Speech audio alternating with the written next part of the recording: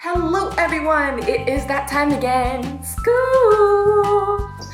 Just kidding, I hate it. Oh, look, the background changed. That's because I moved out of my house. Yeah, that escalated quickly. Since I decided to go to a community college in another city, I decided to get an apartment with my friends, and I am here in the living room in front of the wall. Clearly. College though is on a totally different level than high school. I feel, well, for now, much less stressed, and I feel like I have a bunch more freedom, even though I don't have a car. Getting to college, however, was a very rigorous part of my life. I felt like that as a first-generation college student, there was so much that I had to do by myself without the help of any of my parents or siblings, and I guess I'm going to give you the help that I would have wanted. So, for you possible seniors slash juniors slash whatever you are, number one, the most important thing that I didn't listen to from all of my friends around me was to start early. Please, I cannot stress this enough. Sometimes junior teachers will kind of go through the process of a personal statement. However, it is very important to start what I think should be the summer going into your senior year. I personally did not start until my senior year started because I was not sure how to write personal statements. I didn't know how to prepare myself for these very long apps. I remember having one of my friends come over and telling me that, oh, the UC application's open today. Why don't you go sign up? So I signed up, I looked at the application, and I was like, what? I was kind of clueless about it. I am very bad at essays, especially writing about an essay on something that changed my life or something that I've gained experience from that can help further benefit my future, stuff like that. That caused me to not look at that for about 3 months. You need to start thinking of stuff. I sat at my computer for at least 5 hours thinking of a thesis about myself. And then it took me a really long time to write the essay. Number two, be aware of the schools that you want to go to. What I kind of recommend is to check schools that you would like to go to and see what their acceptance rate was for the past year and kind of go from there. If you believe that you have a very high GPA and a very high SAT/ACT score, I would go for it. Go for UCLA, go for Berkeley, do whatever. However, for me, I did not have a very high GPA, nor did I have a very high SAT, and I remember clicking that I wanted to go to UC Berkeley, and my mom was like, be realistic. Oh, okay. And check the box. That made me feel pretty bad. But it did teach me a lesson, and it did save me a lot of money.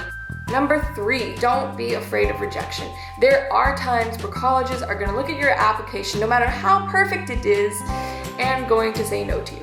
I got rejected from a lot of schools. I kind of applied to schools that I knew I wasn't gonna get into, but I just wanted to go for it anyway.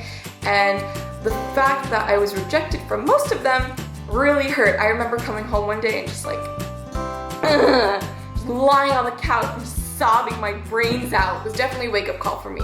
And it helped me want to do better in my years of community college. Brings me to topic 4. Do not be afraid to go to a community college. I remember first starting applications and my mom was like, Maiko, why don't you just go to a community college? It saves a bunch of money. You don't have to worry about a lot of things. And I was like, no.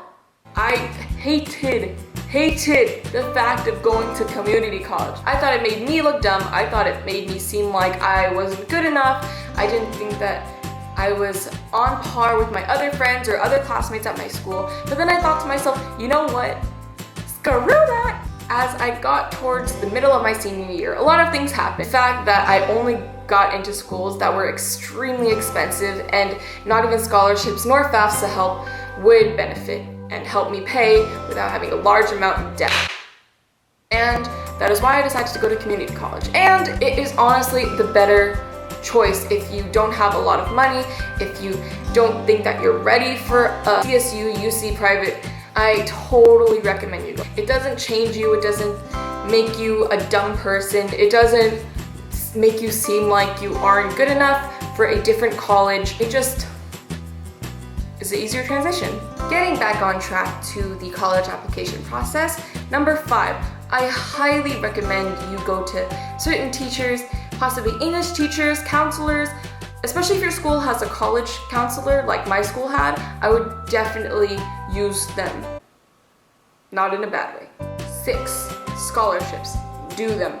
Fill them out. I did not fill out any scholarships because I am a lazy person and I regret that a lot. There's a lot of things I regret with the college application process, but that is something that you should do, especially if you decide to go to a CSU, UC, private school, out-of-state school. Scholarships will help you. They may not cost the entire cover of it, but it will not leave you in debt for 40 years. The scholarship process may take a very long time and may be very tedious because there's multiple essays that you may have to do.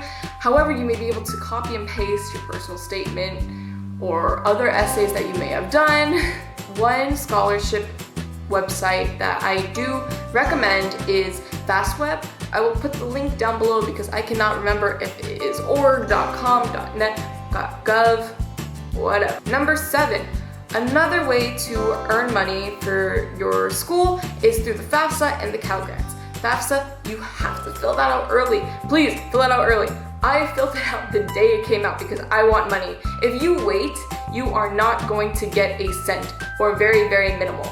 Cal Grants, however, are a bit different. They do work with your GPA, and it does depend on where you're going, and obviously your family's income, but it is a totally different application than the FAFSA.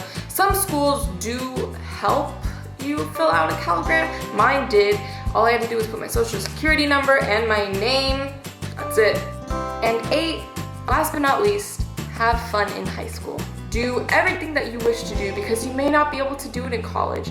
There were so many things that I wished I could have done in high school that I'm not going to be able to do ever again, and that sucks. If you have any more college app tips that you can give me, please do. I'm hopefully starting a blog soon that will kind of expand more on what I have to say in my videos. Hopefully more tips. Have fun, start early, do well.